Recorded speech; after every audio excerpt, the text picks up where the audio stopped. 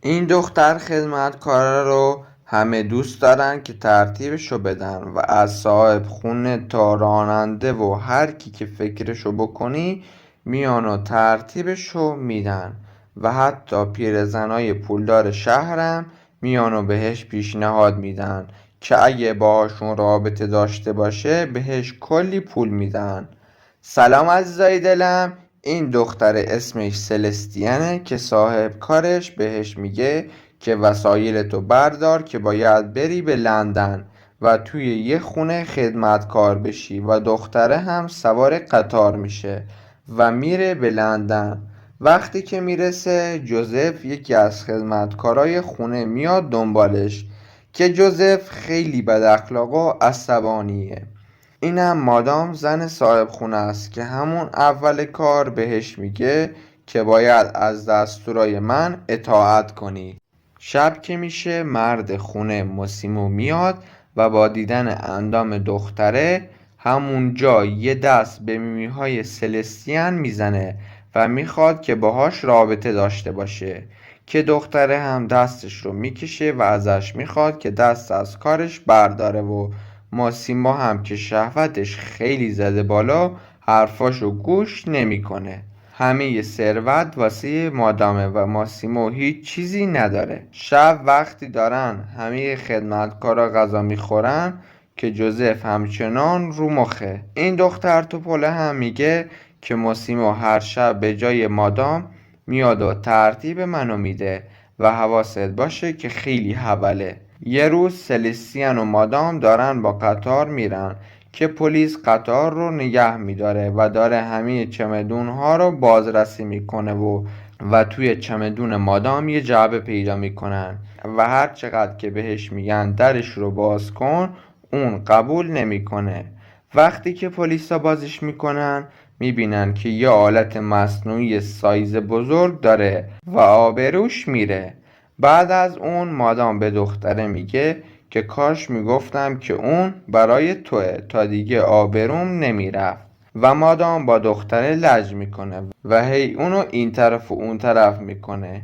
ماسیمو هی دنبال سلستیانه و ازش میخواد که بذاره اون ترتیبشو بده و هی بهش دست میزنه که دختره هم ازش میخواد که بهش دست نزنه که جوزف هم از دور داره این دوتا رو میبینه که موسیمو هر جا که دختره رو تنها گیر میاره بهش دست میزنه و میاد توی آشپزخونه و به سلستیان دوباره پیشنهاد میده.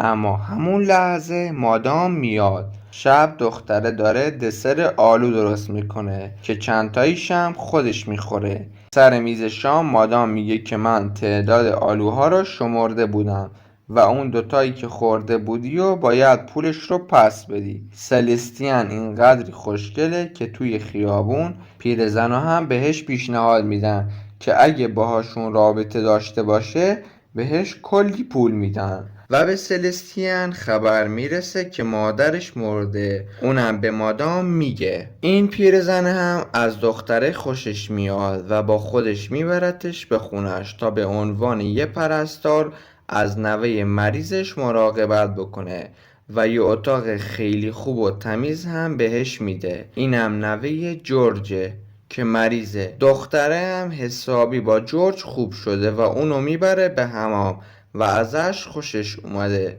که جورج هم خیلی خوشحاله. جورج از دختره میخواد که باهاش رابطه داشته باشه. سلستیان هم شل میکنه و میخواد که باهاش عشق و حال کنه و میرن روی تخت و شروع به عملیات میکنن. وسط رابطه یهو جورج میمیره.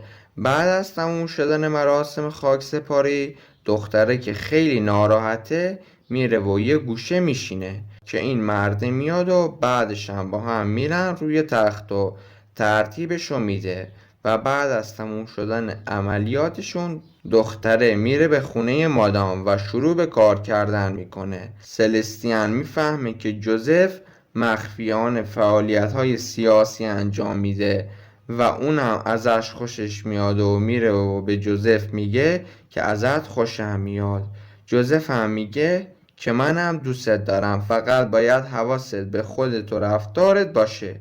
دختر توپله هم داره گریه میکنه که ماسیمو من رو حامله کرده و اگه مادام با خبر بشه خیلی بد میشه.